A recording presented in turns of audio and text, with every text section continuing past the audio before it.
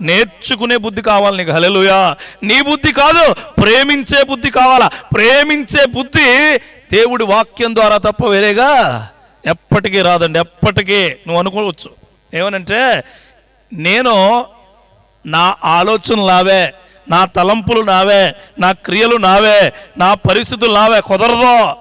కుదరదు. దైవావేశం వల్ల కలుగు ప్రతి సత్కార్యముకు నువ్వు అర్హుడుగా ఉండాలి. ఇక్కడే కిందను చూడండి ఏమంటాడు, ప్రతి లేఖనము ఏటట, సొంత మాటలు ఏమన్నా ఉంటాయా? ఎక్కడి నుంచి ఉంటాయి? లేఖనం అంటే ఏంటి? దేవుడు తన పరిశుద్ధాత్మ శక్తితో ఆ యొక్క రాత రాసిన వాళ్ళ హృదయాల్లో ఉండి రాసినవి. హల్లెలూయా. అవి